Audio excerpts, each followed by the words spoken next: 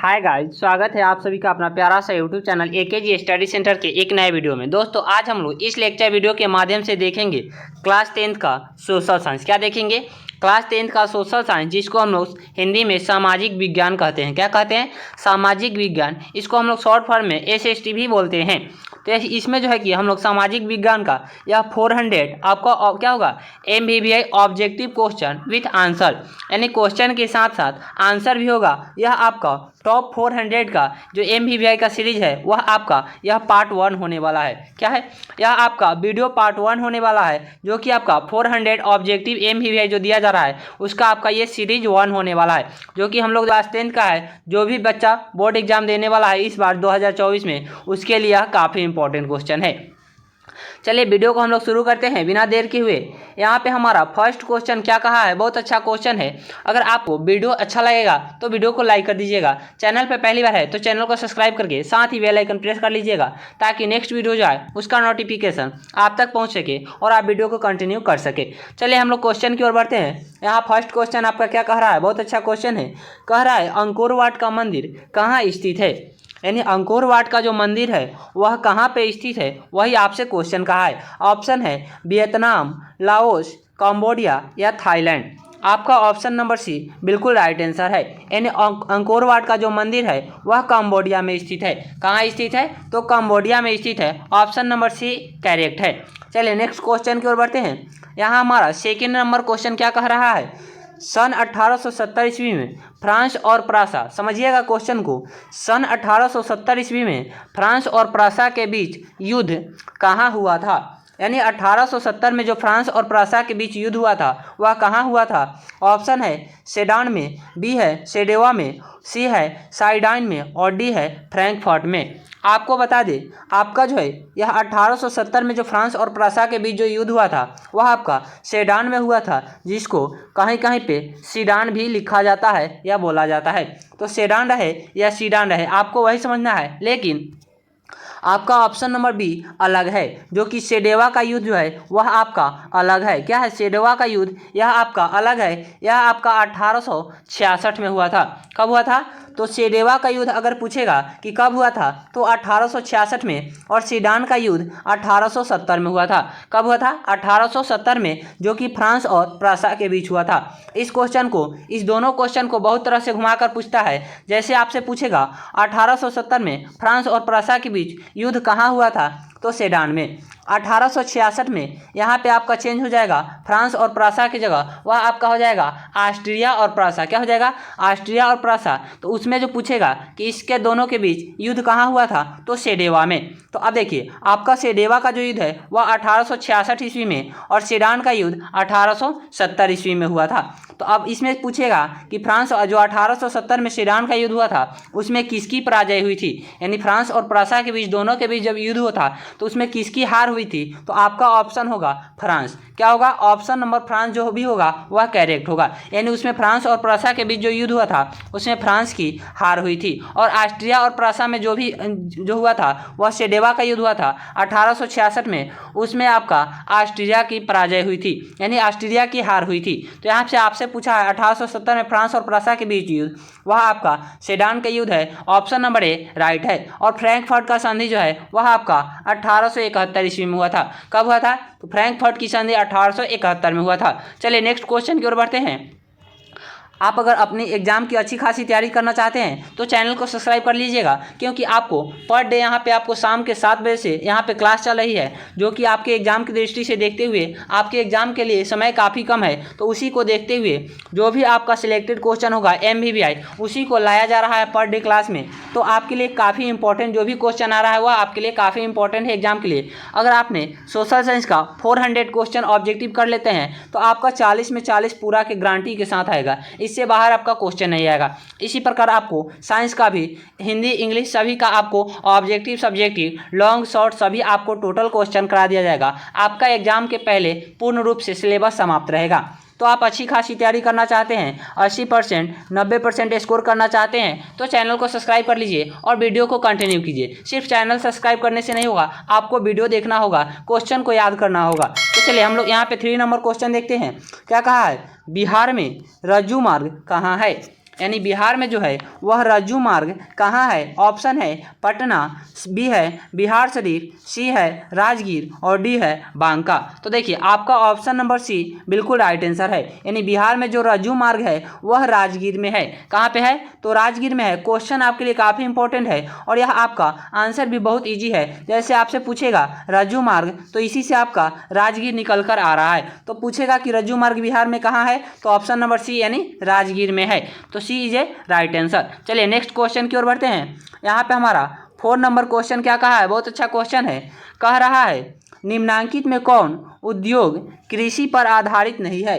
यानी इस चारों में जो ऑप्शन दिया है आपको, इसमें से कौन उद्योग जो है वह कृषि पर आधारित नहीं है? ऑप्शन है सूती वस्त्र उद्योग, बी में है सीमेंट उद्योग, सी में है चीनी उद्योग और डी नंबर ऑप्शन क्या कर रहा है? जूट उद्योग। तो आपका जो ऑप्शन नंबर बी है वह करेक्ट आंसर है। क्या है? ऑप्शन नंबर बी करेक्ट है। यानी सीमेंट उद्योग जो है वह क्या है? कृषि पर आधारित उद्योग नहीं है। इसका जो कच्चा माल है वह चूना पत्थर है। क्या होता है? यह चूना पत्थर पर आधारित है जो इसका कच्चा माल है। तो यही कहा आपसे क्वेश्चन पूछा है कि कृषि पर आधारित उद्योग कौन नहीं है, तो ऑप्शन नंबर सी राइट है। चलिए नेक्स्ट क्वेश्चन की ओर बढ़ते हैं।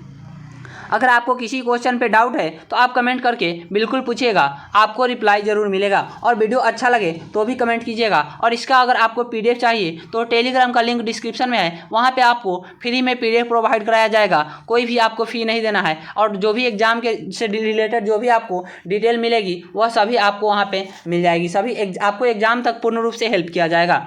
चलिए यहाँ पे 5 नंबर क्वेश्चन क्या कह रहा है देखिएगा। निम्नलिखित में कौन भारतीय किसान यूनियन के नेता थे? यानी इस जो 4 ऑप्शन दिया है इसमें से पूछ रहा है कि कौन वह भारतीय किसान यूनियन के नेता थे। ऑप्शन है मोरारजी देसाई, जयप्रकाश नारायण, महेंद्र सिंह टिकैत या चौधरी चरण सिंह। क्या है? चौधरी चरण सिंह। आपका ऑप्शन नंबर सी राइट है, क्योंकि महेंद्र टिकैत सिंह जो है वही क्या है? भारतीय किसान यूनियन के नेता थे। यानी आपका ऑप्शन नंबर सी बिल्कुल राइट है। जो भी क्वेश्चन आपको समझाने वाला होगा मैं आपको जरूर बताऊंगा। अगर आपको किसी प्रकार का डाउट होता है तो आप कमेंट कीजिए। लेकिन जो क्वेश्चन आप जानते भी होंगे कि सोशल साइंस का अधिकतर क्वेश्चन आपको याद करना पड़ेगा, क्योंकि इसमें जो भी आपका टॉपिक होगा वह खास करके ज़्यादातर या क्या होगा जीके टाइप के रिलेटेड होता है। तो आपको अधिकतर क्वेश्चन याद करना पड़ेगा, तो वह तो आप ही को याद करना होगा। उसके बदले मैं कुछ नहीं कर सकता हूँ। मैं आपको क्वेश्चन बता सकता हूँ, आंसर बता सकता हूँ, उसको समझा सकता हूँ, लेकिन याद करना आप ही का काम है। चलिए 6 नंबर क्वेश्चन यहाँ पे है। लोकसभा में निर्वाचन हेतु कुल सीटों की संख्या कितनी है? यानी लोकसभा में जो निर्वाचन हेतु कुल सीटों की संख्या कितनी है? ऑप्शन है 542, 544, 543 या 545। Option number C is a right answer. यानी आपका क्या है? लोकसभा में निर्वाचित कुल सीटों की संख्या जो है वो आपका 543 है। यानी ऑप्शन नंबर सी राइट है। चलिए नेक्स्ट क्वेश्चन की ओर बढ़ते हैं। यहाँ पे हमारा 7 नंबर क्वेश्चन क्या कहा है? बहुत अच्छा क्वेश्चन है। कहा है निम्न में से किस राज्य को पिछड़ा राज्य कहा जाता है? यानी वह कौन सा राज्य है जो पिछड़ा राज्य कहलाता है? यानी आपसे क्वेश्चन ये भी कहेगा कि निम्न में से कौन बीमारू राज्य के अंतर्गत आते हैं या बीमारू राज्य है? तो आपका ऑप्शन नंबर सी बिल्कुल राइट आंसर है। यानी क्या है? आपका बिहार जो है वह पिछड़ा राज्य में आता है। ऑप्शन नंबर सी राइट है। चलिए नेक्स्ट क्वेश्चन की ओर बढ़ते हैं। यहाँ आपका 8 नंबर क्वेश्चन क्या कह रहा है? बहुत अच्छा क्वेश्चन है, समझिएगा। उपभोक्ता द्वारा शिकायत करने के लिए आवेदन शुल्क कितना लगता है? जैसे उपभोक्ता जो होता है, जो भी कोई सामान खरीदता है और वह जो है अगर उसको कोई क्वालिटी में या कोई भी चीज़ अगर ख़राब निकलता है या किसी प्रकार का अगर शिकायत है तो वह करने जाएगा। अगर उपभोक्ता आंदोलन क्या है, जहाँ पे उपभोक्ता केंद्र है वहाँ पे अगर वह शिकायत करने जाएगा तो उसे आवेदन शुल्क के रूप में कितना देना होगा पैसा, वही आपसे पूछ रहा है। ऑप्शन है 50 रुपये, 10 रुपये, 70 रुपये या कुल कोई शुल्क नहीं लगता है। आपका ऑप्शन नंबर डी बिल्कुल राइट आंसर है। यानी उपभोक्ता द्वारा अगर शिकायत किया जाता है किसी प्रकार का, उसमें जो है कोई भी आवेदन शुल्क नहीं लगता है। ऑप्शन नंबर डी बिल्कुल राइट आंसर है। आशा करता हूँ। 9 नंबर क्वेश्चन क्या कर रहा है देखिएगा, बहुत अच्छा क्वेश्चन है। 9 नंबर क्वेश्चन कह रहा है बिहार का कौन सा क्षेत्र बाढ़ग्रस्त क्षेत्र है? यानी बिहार में जो कौन सा वह क्षेत्र है वह क्या है? बाढ़ग्रस्त क्षेत्र है। ऑप्शन है पूर्वी बिहार, पश्चिमी बिहार, दक्षिणी बिहार, उत्तरी बिहार। क्या है ऑप्शन आपका 4 दिया हुआ है, उसी में से पूछा है कि कौन सा वह क्षेत्र है जो कि बाढ़ग्रस्त होता है। आपका ऑप्शन नंबर डी बिल्कुल राइट आंसर है।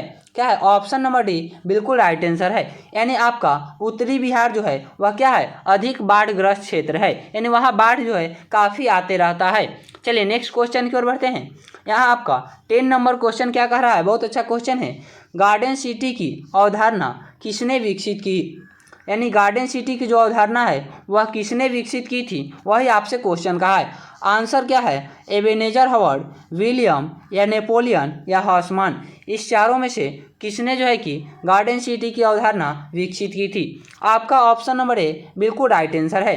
यानी एबेनेजर हॉवर्ड जो है उन्हीं ने क्या किया था, इसकी अवधारणा विकसित की थी। चलिए नेक्स्ट क्वेश्चन की ओर बढ़ते हैं। यहाँ आपका 11 नंबर क्वेश्चन कह रहा है गिरमिटिया किसे कहा जाता है। अब देखिए क्वेश्चन आपसे पूछ सकता है गिरमिटिया मजदूर किसे कहा जाता है या गिरमिटिया किसे कहा जाता है। ऑप्शन है अनुबंधित मजदूर को, या रोगियों को, या छिपकली को, या अंग्रेज को। देखिए आपका ऑप्शन नंबर ए बिल्कुल राइट आंसर है। यानी जो भी अनुबंधित मजदूर थे, यानी एग्रीमेंट के तहत जिनका एग्रीमेंट बनाकर लाया जाता था वह दूसरे राज्य से आते थे, तो जो है कि एग्रीमेंट के तहत जो भी मजदूर आते थे उन्हीं को क्या कहा जाता है गिरमिटिया मजदूर कहा जाता है। तो उसी एग्रीमेंट को हम लोग कहते हैं अनुबंधित मजदूर। यहाँ पे आपका ऑप्शन नंबर ए बिल्कुल राइट आंसर है, और वह जो है कि आपका पश्चिमी क्षेत्र से लाया जाता था। चलिए नेक्स्ट क्वेश्चन की ओर बढ़ते हैं। यहाँ पे आपका क्या 12 नंबर क्वेश्चन कह रहा है संघ सरकार का उदाहरण है। यानी वह संघ सरकार का उदाहरण इनमें कौन सा देश है, वही आपसे क्वेश्चन कहा है। अमेरिका, ब्रिटेन, चीन या इनमें से कोई नहीं। आपका ऑप्शन नंबर ए बिल्कुल राइट आंसर है। यानी अमेरिका जो है वह संघ सरकार का उदाहरण है। क्या है अमेरिका संघ सरकार का उदाहरण है। चलिए नेक्स्ट क्वेश्चन की ओर बढ़ते हैं। यहाँ आपका 13 नंबर क्वेश्चन क्या कह रहा है किस क्षेत्र को द्वितीय क्षेत्र कहा जाता है। यानी वह कौन सा क्षेत्र है जिसको हम लोग द्वितीय क्षेत्र कहते हैं। ऑप्शन है सेवा क्षेत्र, कृषि क्षेत्र या उद्योग क्षेत्र। इसको औद्योगिक क्षेत्र भी बोला जाता है, या इनमें से कोई नहीं। आपका ऑप्शन नंबर डी सी बिल्कुल राइट आंसर है। क्या है ऑप्शन नंबर सी जो है वह बिल्कुल राइट आंसर है। यानी औद्योगिक क्षेत्र को हम लोग द्वितीय क्षेत्र कहते हैं, या द्वितीय क्षेत्र को क्या कहते हैं औद्योगिक क्षेत्र। यही कहा है किस क्षेत्र को द्वितीय क्षेत्र कहा जाएगा, तो औद्योगिक क्षेत्र। आपसे क्वेश्चन कह सकता है औद्योगिक क्षेत्र को क्या कहते हैं, तो द्वितीय क्षेत्र। इसी को उलट कर पूछ सकता है। और आपका है सेवा क्षेत्र, तो इसको हम लोग तृतीय क्षेत्र बोलते हैं। और कृषि क्षेत्र को प्राथमिक क्षेत्र। यानी प्राथमिक क्षेत्र का है तो कृषि क्षेत्र, द्वितीय क्षेत्र का है तो औद्योगिक क्षेत्र, और क्या है सेवा क्षेत्र का है तो आपका तृतीय क्षेत्र होगा। आशा करता हूँ आपको तीनों का तीनों आंसर समझ में आया होगा। यह क्वेश्चन आपको 3 नहीं बल्कि 6 क्वेश्चन हो गया, यानी उलट कर भी पूछ सकता है। क्वेश्चन आपके लिए काफ़ी इंपॉर्टेंट है, 2 मार्क्स में भी क्वेश्चन पूछता है। यहाँ आपका 14 नंबर क्वेश्चन क्या कह रहा है, बहुत अच्छा क्वेश्चन है।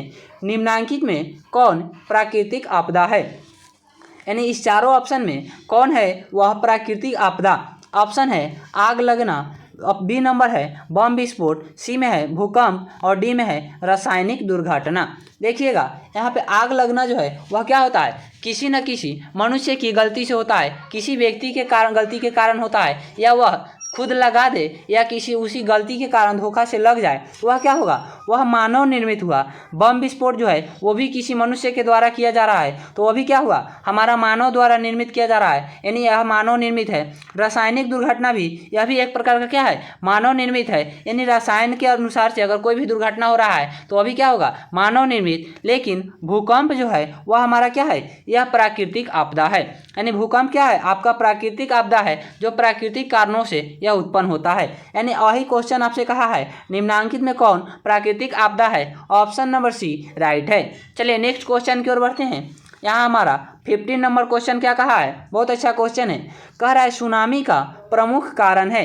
क्या है सुनामी जो आता है उसका एक प्रमुख कारण कोई होगा, वही आपसे क्वेश्चन कहा है। ऑप्शन है समुद्र में भूकंप का आना, स्थलीय क्षेत्र में भूकंप का आना, या पृथ्वी पर भूकंप का आना, या इनमें से कोई नहीं। आपका ऑप्शन नंबर ए बिल्कुल राइट आंसर है। यानी समुद्र में जब भूकंप आता है तो उसी की क्या कहते हैं हम लोग, वो उसी से जो है सुनामी उत्पन्न होता है। यानी समुद्र में भूकंप का आना क्या है सुनामी का प्रमुख एक कारण है। यानी आपका ऑप्शन नंबर ए बिल्कुल राइट आंसर है। चलिए नेक्स्ट क्वेश्चन की ओर बढ़ते हैं। यहाँ आपका 16 नंबर क्वेश्चन क्या कह रहा है, वियना कांग्रेस के द्वारा फ्रांस में किस शासक वंश की पुनर्स्थापना की गई थी? यानी वियना कांग्रेस के द्वारा जो है वह फ्रांस में किस शासक वंश की पुनर्स्थापना की गई थी? ऑप्शन है हैब्सबर्ग या आर्लिया या बोर्बो वंश या जारशाही। आपका ऑप्शन नंबर सी बिल्कुल राइट आंसर है। यानी बोर्बो वंश की जो स्थापना है वह वियना कांग्रेस के द्वारा फ्रांस में किया गया था। किस शासक वंश के द्वारा? तो बोर्बो वंश के द्वारा। वही क्वेश्चन कहा है कि वियना कांग्रेस के द्वारा जो है वह फ्रांस में किस शासक वंश की पुनर्स्थापना की गई? तो बोर्बो वंश की। ऑप्शन नंबर सी बिल्कुल राइट है। नेक्स्ट क्वेश्चन की ओर बढ़ते हैं। यहाँ आपका 17 नंबर क्वेश्चन क्या कहा है? बहुत अच्छा क्वेश्चन है। कह रहा है जमशेदजी टाटा ने Tata iron and steel company की स्थापना कब की? यानी जमशेदजी टाटा जो थे उन्होंने Tata iron and steel company की जो स्थापना की वह कब किए? वही क्वेश्चन आपसे कहा है। ऑप्शन है 1854 ईस्वी, 1907 ईस्वी या 1915 ईस्वी या 1923 ईस्वी। आपका ऑप्शन नंबर बी बिल्कुल राइट आंसर है। यानी 1907 में जो है वह जमशेदजी टाटा ने Tata iron and steel company की स्थापना की। आपसे क्वेश्चन ये भी कह सकता है 1907 में Tata iron and steel company की स्थापना किसने की? तो जमशेदजी टाटा ने। या फिर क्वेश्चन कहेगा जमशेदजी टाटा ने आयरन एंड स्टील कंपनी की स्थापना कब किए? तो 1907 में। पूछेंगे जमशेदजी टाटा ने 1907 में किस चीज़ की स्थापना की? तो आयरन एंड स्टील कंपनी की। अगर आपका ऑप्शन में ये रहता है तो ऑप्शन आपका राइट है। यहाँ आपसे पूछा है जमशेदजी टाटा ने आयरन एंड स्टील कंपनी की स्थापना कब की? तो 1907 में। ऑप्शन नंबर बी बिल्कुल राइट है। चलिए नेक्स्ट क्वेश्चन की ओर बढ़ते हैं। यहाँ आपका 18 नंबर क्वेश्चन क्या कहा है? बहुत अच्छा क्वेश्चन है। भारत में सर्वोच्च न्यायालय के मुख्य न्यायाधीश की नियुक्ति कौन करता है?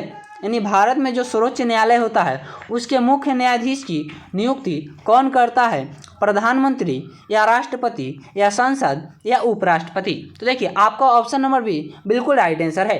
यानी राष्ट्रपति के द्वारा जो है वह क्या होता है? सर्वोच्च न्यायालय के मुख्य न्यायाधीश जो होती है उनकी नियुक्ति की जाती है। वह किसके द्वारा? तो राष्ट्रपति के द्वारा। ऑप्शन नंबर बी बिल्कुल राइट है।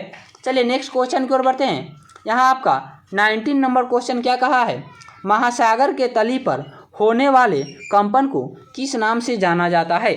यानी महासागर के जो तली में, तली कहने का मतलब निचले भाग में जब कंपन होती है तो उसको किस नाम से जाना जाता है? ऑप्शन है भूकंप, चक्रवात, सुनामी या इनमें से कोई नहीं। क्या है? भूकंप, चक्रवात, सुनामी या इनमें से कोई नहीं। आपका ऑप्शन नंबर सी बिल्कुल राइट आंसर है। जैसे मैंने अभी आपको थोड़ी देर पहले एक क्वेश्चन में बताया है, क्या होता है अगर सुनामी का जो कारण था वह क्या था? क्या है? समुद्र के जो है उसमें भूकंप का आना था। तो समुद्र के अंदर जो भूकंप है वह कैसे आता है? महासागर के तली में जब कंपन होता है तो उसी के कारण जो भूकंप होता है जिसे हम लोग क्या कहते हैं? सुनामी कहा जाता है। यानी आपका ऑप्शन नंबर सी बिल्कुल राइट आंसर है। चलिए नेक्स्ट क्वेश्चन की ओर बढ़ते हैं। यहाँ हमारा 20 नंबर क्वेश्चन क्या कहा है? बहुत अच्छा क्वेश्चन है। आग से जलने की स्थिति में जले हुए स्थान पर क्या प्राथमिक उपचार करना चाहिए? यानी जब कोई आग से कोई वस्तु या कोई हमारा हाथ पैर अगर जल रहा है, जैसे कह रहा है कि आग से जलने की स्थिति में जब कोई वस्तु आग से अगर जल रहा है तो उस जले हुए स्थान पर प्राथमिक उपचार क्या करना चाहिए? ऑप्शन है ठंडा पानी डालना चाहिए या गर्म पानी डालना चाहिए या अस्पताल पहुंचाना चाहिए या इनमें से कोई नहीं। आपका ऑप्शन नंबर ए बिल्कुल राइट आंसर है। यानी जले हुए स्थान पे हमको ठंडा पानी डालना चाहिए, जिससे क्या होगा? थोड़ी जो है कि उससे राहत मिलेगी। अगर गर्म पानी डालते हैं तो उससे क्या होगा? और ज़्यादा बढ़ जाएगा। अस्पताल पहुंचाना हमारा बाद में काम है, लेकिन उस समय क्या है? ठंडा पानी डालना। ऑप्शन नंबर ए बिल्कुल राइट आंसर है। चलिए नेक्स्ट क्वेश्चन की ओर बढ़ते हैं। यहाँ आपका 21 नंबर क्वेश्चन क्या कहा है? बहुत अच्छा क्वेश्चन है। कांवड़ झील किस जिला में स्थित है? यानी कांवड़ झील जो है वह किस जिला में स्थित है? दरभंगा जिला में या भागलपुर जिला में या बेगूसराय जिला में या मुजफ्फरपुर जिला में? आपका ऑप्शन नंबर सी बिल्कुल राइट आंसर है। यानी कांवड़ झील जो है वह कहाँ पे स्थित है? तो बेगूसराय जिला में स्थित है। चलिए नेक्स्ट क्वेश्चन की ओर बढ़ते हैं। यहाँ आपका 22 नंबर क्वेश्चन क्या कहा है? बहुत अच्छा क्वेश्चन है। कह रहा है सन 2008 से 9 के अनुसार, यानी सन 2008 से 9 के अनुसार जो है वह भारत की औसत प्रति व्यक्ति आय कितनी है? देखिएगा क्वेश्चन समझिएगा, 2008 से 9 के अनुसार जो भारत की प्रति व्यक्ति औसत आय जो है वह कितनी है? तो आपका ऑप्शन है 22,553 या 25,494 या 6,610 या 54,850 रुपये। आपका ऑप्शन नंबर बी बिल्कुल राइट आंसर है। यानी जो 8 से 9 के अनुसार जो भारत की प्रति व्यक्ति औसत आय है वह आपका 25,494 रुपये है। कितना है? 25,494 रुपये। ऑप्शन नंबर बी बिल्कुल राइट आंसर है। चलिए नेक्स्ट क्वेश्चन की ओर बढ़ते हैं। यहाँ हमारा 23 नंबर क्वेश्चन क्या कह रहा है, निम्न में कौन से देश में मिश्रित अर्थव्यवस्था है? यानी इस चारों में से किसमें जो है वह कौन सा देश है जिसमें मिश्रित अर्थव्यवस्था है? ऑप्शन है अमेरिका, चीन, भारत या इनमें से कोई नहीं। आपका ऑप्शन नंबर सी बिल्कुल राइट आंसर है। यानी भारत की जो अर्थव्यवस्था है वह कैसा है? तो मिश्रित अर्थव्यवस्था है।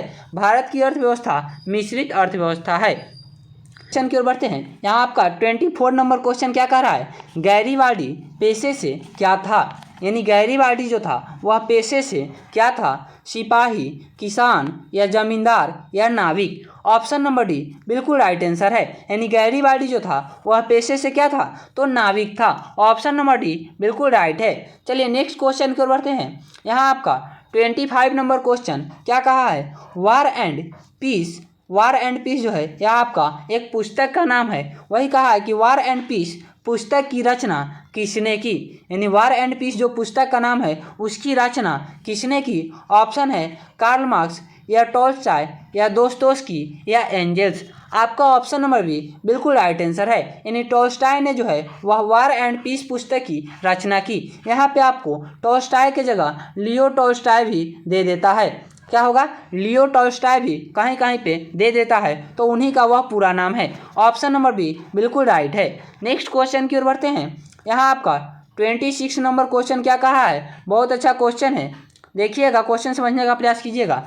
कह रहा है सौर ऊर्जा निम्नलिखित में से कौन सा साधन है? यानी सौर ऊर्जा जो है वह निम्नलिखित में से कौन सा संसाधन है? आपसे क्वेश्चन कहा है। ऑप्शन है मानवकृत या पुनः पूर्ति योग जिसको हम लोग नवीकरणीय बोलते हैं, सी है अजैव और डी है क्या है? अचक्रीय। आपका ऑप्शन नंबर बी बिल्कुल राइट आंसर है। यानी सौर ऊर्जा जो है वह पुनः पूर्ति योग जिसको हम लोग नवीकरणीय ऊर्जा स्रोत भी बोल सकते हैं। यानी जिसका पुनः पूर्ति संभव है, जिसको हम लोग दोबारा क्या कर सकते हैं, ला सकते हैं, वह आपका नवीकरणीय ऊर्जा होता है। और जिसको हम लोग पुनः पूर्ति नहीं कर पाएंगे वह आपका अनवीकरणीय ऊर्जा स्रोत होता है। जैसे आपका कोयला, पेट्रोलियम, ये सभी जो है अगर आपको समाप्त हो जाता है तो उसे निर्माण करने के लिए लाखों करोड़ों वर्ष समय लग जाएगा, जितना दिन तक आप जीवित भी नहीं रह पाएंगे या कोई मनुष्य जीवित नहीं रह पाएगा। तो वह क्या होगा, पुनः जो भी प्रयास करेगा वह शुरू से करेगा, तो वह क्या होगा, उसकी जो पुनः पूर्ति है वह संभव नहीं है। वही कहते हैं कि वह क्या है,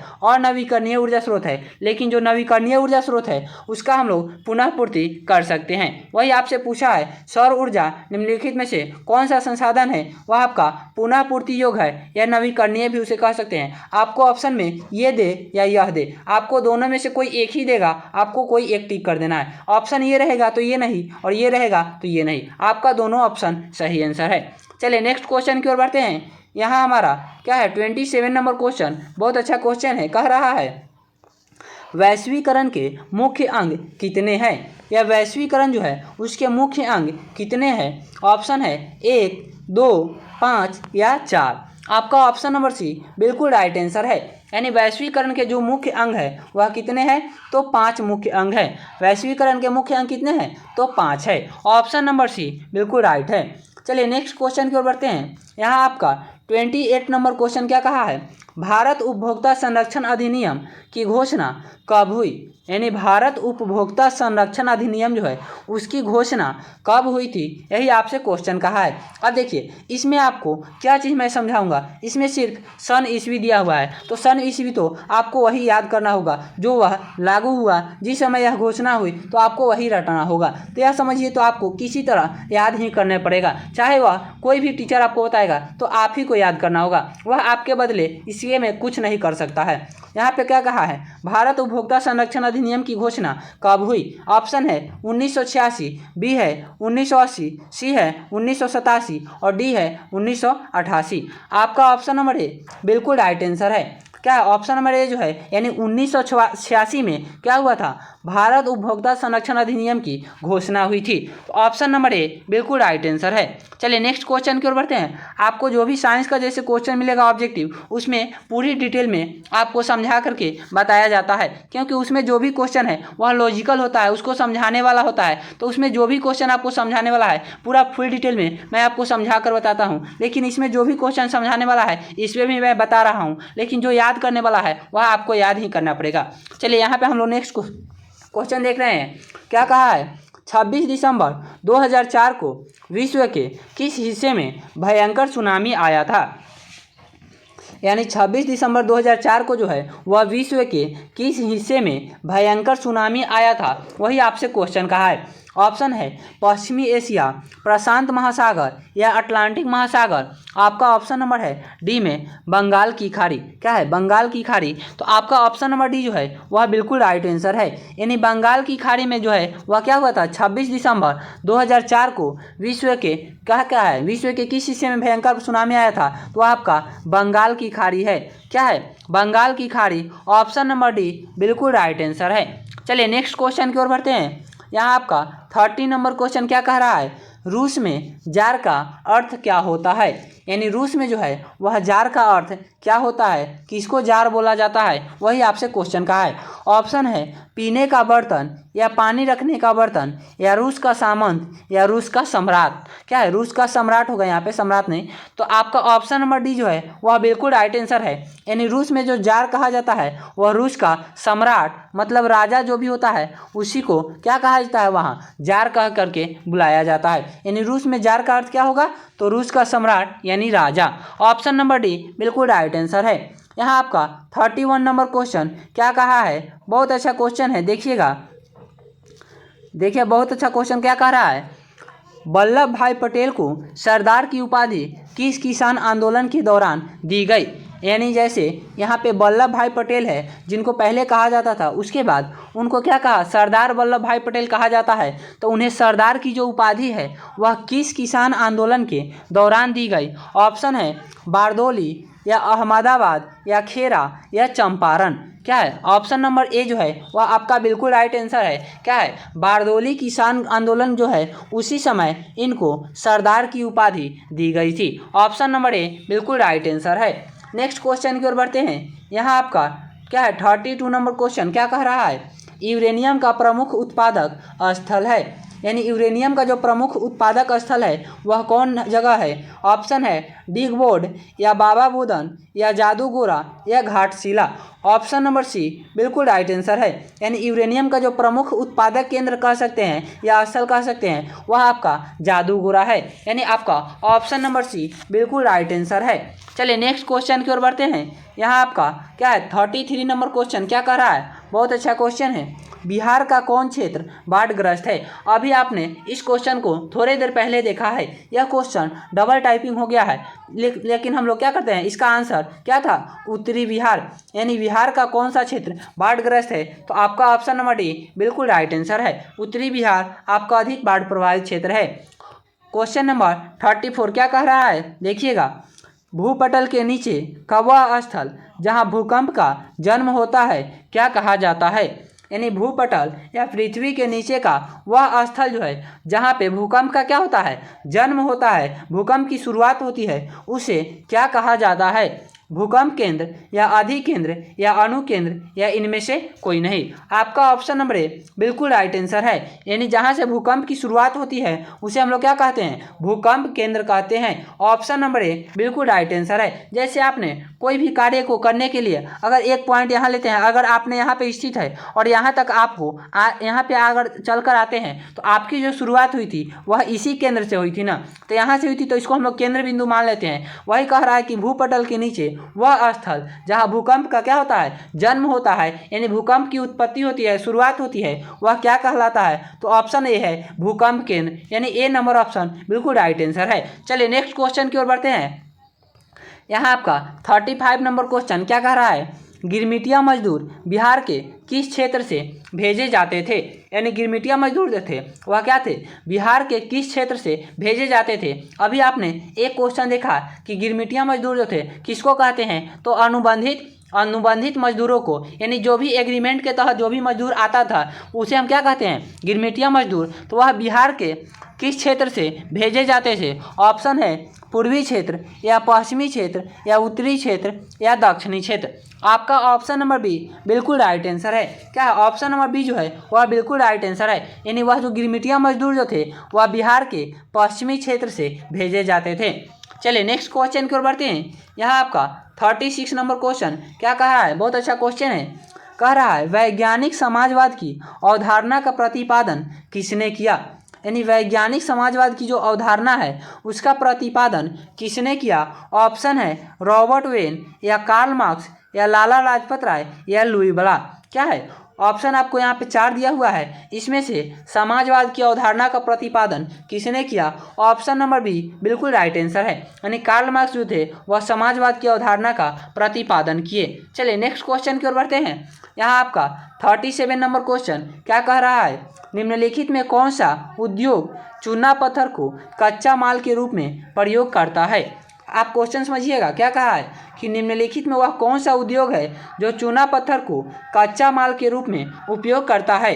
अभी आपको थोड़ी देर पहले एक क्वेश्चन बताए हैं जहाँ पे आपका क्या था कि वह कौन सा उद्योग है जो कृषि पे आधारित नहीं है, वह आपका सीमेंट उद्योग था, यानी उसका जो कच्चा माल था वह चूना पत्थर, वहीं पे आपको बताए हैं वह चूने पत्थर पे आधारित है, तो उसका क्या है, वह सीमेंट उद्योग है। वही आपसे कहा है कि वह कौन सा उद्योग है जो चूना पत्थर को कच्चे माल के रूप में प्रयोग करता है, तो ऑप्शन नंबर सी बिल्कुल राइट आंसर है, यानी सीमेंट उद्योग जो है उसी में चूना पत्थर को कच्चा माल के रूप में प्रयोग किया जाता है।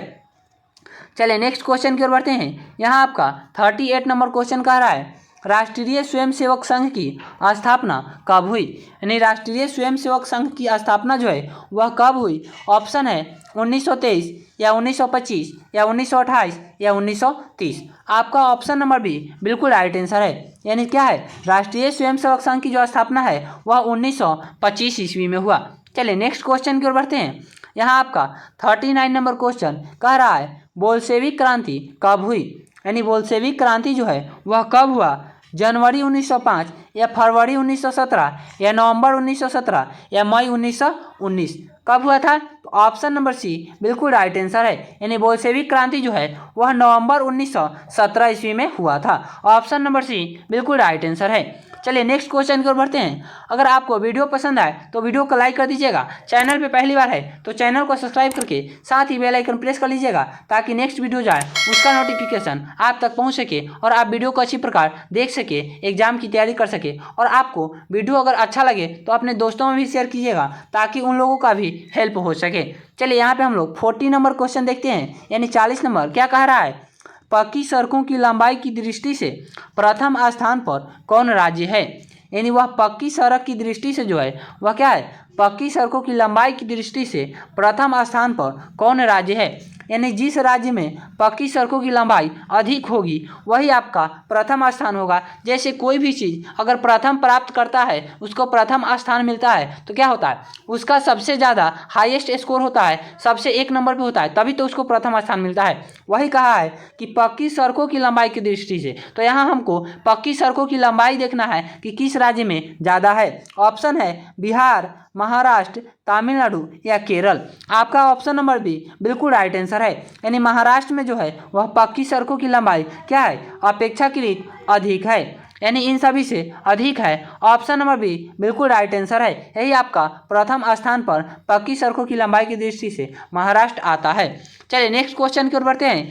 यहाँ आपका 41 नंबर क्वेश्चन क्या कह रहा है, बहुत अच्छा क्वेश्चन है। कह रहा है 15वीं लोकसभा, यह आपका 41 नंबर क्वेश्चन है, यहाँ से आपका स्टार्ट है। 15वीं लोकसभा चुनाव से पूर्व लोकसभा में महिलाओं की भागीदारी थी। यानी जो 15वीं लोकसभा जब हुआ था उसके चुनाव से पूर्व, यानी उस चुनाव होने से पहले लोकसभा में महिलाओं की जो भागीदारी थी, यानी उसको जो भी हिस्सा मिला था कितना प्रतिशत था, वही आपसे क्वेश्चन कहा है। ऑप्शन है 10%, 15%, 33% या 50%। आपका ऑप्शन नंबर ए बिल्कुल राइट आंसर है, यानी 15वीं लोकसभा से के चुनाव के पूर्व जो है वह महिलाओं की जो है लोकसभा में 10% की भागीदारी थी। ऑप्शन नंबर ए बिल्कुल राइट है। चलिए नेक्स्ट क्वेश्चन देखते हैं। यहाँ आपका 42 नंबर क्वेश्चन कह रहा है मानव शरीर में आग से जलने की स्थिति में जले हुए स्थान पर क्या प्राथमिक उपचार करना चाहिए। यह आपका क्वेश्चन डबल है। यहाँ पे आपका ऑप्शन नंबर ए बिल्कुल राइट आंसर है, इन्हें ठंडा पानी डालना चाहिए। चलिए नेक्स्ट क्वेश्चन की ओर बढ़ते हैं। इस क्वेश्चन को हमने पहले देखा था। यहाँ कह रहा है the history of the Laos of Vietnam. क्या कहा है? The history of the Laos of Vietnam किसने लिखा? ऑप्शन है हो ची मिन्ह या फान बोई चाओ या गुआंग या त्रियू। ऑप्शन नंबर बी बिल्कुल राइट आंसर है, यानी the history of the Laos of Vietnam जो है वह किसने लिखा? तो फान बोई चाओ ने। ऑप्शन नंबर बी बिल्कुल राइट है। चलिए नेक्स्ट क्वेश्चन की ओर बढ़ते हैं। यहाँ आपका 44 नंबर क्वेश्चन क्या कह रहा है? भारत में 2001 तक कितने प्रतिशत क्षेत्र में वन का विस्तार था? यानी भारत में जो है वह 2001 तक कितने प्रतिशत क्षेत्र पर जो है वह वन का विस्तार था, वही क्वेश्चन का है। ऑप्शन है 25% या 19.27% या 20% या 20.60%। आपका ऑप्शन नंबर बी बिल्कुल राइट आंसर है, यानी 2001 तक जो है वह कितना है 19.2% क्षेत्र पे 19.27% क्षेत्र पे जो है वह वन का विस्तार था। अभी वन रिपोर्ट के अनुसार जो वनों का विस्तार है वह आपका 20.55 है। अगर पूछेगा कि वन रिपोर्ट के अनुसार, यानी वन रिपोर्ट के अनुसार जो है वह क्या है कितने प्रतिशत क्षेत्र में वन है 20.55, लेकिन यहाँ क्या है 2001 तक जो है वह कितने प्रतिशत क्षेत्र में वन था, तो आपका ऑप्शन नंबर बी बिल्कुल राइट आंसर है। चलिए नेक्स्ट क्वेश्चन की ओर बढ़ते हैं। यहाँ आपका 45 नंबर क्वेश्चन क्या कहा है? कार्ल मार्क्स का जन्म कहाँ हुआ था? यानी कार्ल मार्क्स का जो जन्म है वह कहाँ हुआ था? इंग्लैंड में या जर्मनी में या इटली में या रूस में। ऑप्शन नंबर बी बिल्कुल राइट आंसर है, यानी उनका जो जन्म है वह जर्मनी के ट्रियर नगर में हुआ था। कहाँ हुआ था? जर्मनी के ट्रियर नगर में। आपसे ये भी क्वेश्चन दे सकता है, जैसे ऑप्शन में सिर्फ जर्मनी या ट्रियर नगर या दोनों दे सकता है कि जर्मनी के ट्रियर नगर में। आपका ऑप्शन नंबर बी यहाँ पे राइट आंसर है, यानी कार्ल मार्क्स का जो जन्म है वह जर्मनी के ट्रियर नगर में हुआ था। चलिए नेक्स्ट क्वेश्चन की ओर बढ़ते हैं। यहाँ आपका 46 नंबर क्वेश्चन बहुत अच्छा कहा है। क्या कह रहा है? जालियांवाला बाग हत्याकांड कब हुआ था? यानी जालियांवाला बाग हत्याकांड जो है वह कब हुआ था, यही आपसे क्वेश्चन है। 6 अप्रैल 1919 या 9 अप्रैल 1919 या 13 अप्रैल 1919 या 1 मई 1919। आपका ऑप्शन नंबर सी बिल्कुल राइट आंसर है, यानी जालियांवाला बाग हत्याकांड जो है वह 13 अप्रैल 1919 के दिन, यानी 1919 में 13 अप्रैल जिस दिन था उसी दिन जालियांवाला बाग हत्याकांड हुआ था। ऑप्शन नंबर सी बिल्कुल राइट आंसर है। चलिए नेक्स्ट क्वेश्चन की ओर बढ़ते हैं। यहाँ आपका 47 नंबर क्वेश्चन कर रहा है विश्व में सर्वप्रथम मुद्रण की शुरुआत कहाँ हुई? यानी विश्व में जो है वह सबसे पहले मुद्रण की जो शुरुआत है वह कहाँ हुआ था, वही आपसे क्वेश्चन कहा है। ऑप्शन है भारत, जापान, चीन या अमेरिका। आपका ऑप्शन नंबर सी बिल्कुल राइट आंसर है, यानी चीन में जो है वह सर्वप्रथम मुद्रण की शुरुआत हुई थी। Option number C right. चलिए नेक्स्ट क्वेश्चन यहाँ पे हम लोग देखेंगे क्या कर रहा है। 48 नंबर क्वेश्चन, भारत के किस स्थान पर पहला परमाणु ऊर्जा केंद्र स्थापित किया गया था? यानी भारत के वह जो है कौन सा स्थान है जहाँ पे पहला परमाणु ऊर्जा केंद्र जो है वह स्थापित किया गया था? ऑप्शन है कलपक्कम या नरोरा या राणा प्रताप नगर, क्या है राणा प्रताप सागर या तारापुर।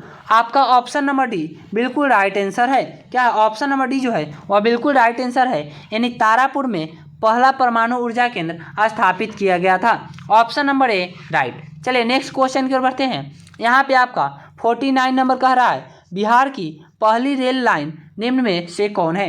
यानी बिहार में जो है वह पहली रेल लाइन जो बनी थी वह रेल लाइन का नाम क्या है? ऑप्शन है Martin light railway, option B है ईस्ट इंडिया रेलवे, सी है भारतीय रेल, डी है बिहार रेल सेवा।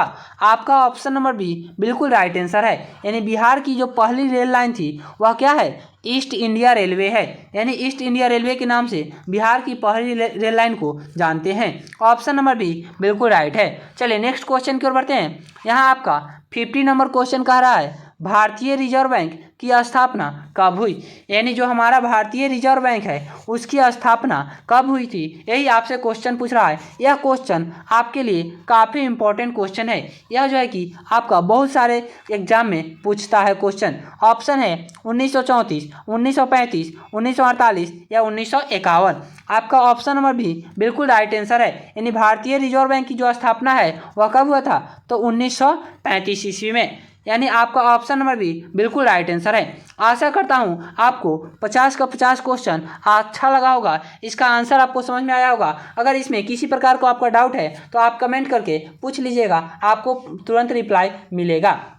देखिए अब हम लोग यहाँ पे जो भी 400 का यानी क्या है 400 यानी 400 ऑब्जेक्टिव का जो भी सीरीज कर रहे हैं, यह आपका पार्ट 1 है। इसमें हम लोगों ने 50 क्वेश्चन कंप्लीट किया। अगर हम लोगों ने जैसे कि एक वीडियो में अगर 400 क्वेश्चन को लेते हैं तो वीडियो काफ़ी लंबा हो जाएगा, आप सही से समझ भी नहीं पाइएगा और याद भी नहीं हो पाएगा। तो मैं आशा करता हूँ क्या है कि मैं चाहता हूँ कि आपको क्या है 50-50 या फिर 40-40 करके आपको जो है कि 10 वीडियो में आपका पूरा का पूरा 400 क्वेश्चन कंप्लीट करा दूँ। तो इस प्रकार से आपका क्वेश्चन भी अच्छी प्रकार से हो जाएगा और आप अच्छी प्रकार से तैयारी भी कर लीजिएगा। आपको पूर्ण डिटेल में आपको सभी सब्जेक्ट का यानी ऑल सब्जेक्ट का जो भी आपका है science, social science, math, Hindi, Sanskrit, English जो भी आपका सब्जेक्ट है सभी की तैयारी पर डे शाम को क्लास चलता है 7 बजे से। तो आप क्लास ज्वाइन जरूर कीजिए और चैनल पर पहली बार है तो चैनल को सब्सक्राइब कर लीजिएगा और साथ ही बेल आइकन प्रेस कर लीजिएगा। और वीडियो अच्छा लगा हो तो वीडियो को लाइक कर दीजिएगा और अपने दोस्तों में भी शेयर कर दीजिएगा। हम लोग इस लेक्चर वीडियो में इतना ही देखेंगे, फिर मिलते हैं नेक्स्ट वीडियो में नए टॉपिक के साथ। तब तक के लिए बाय।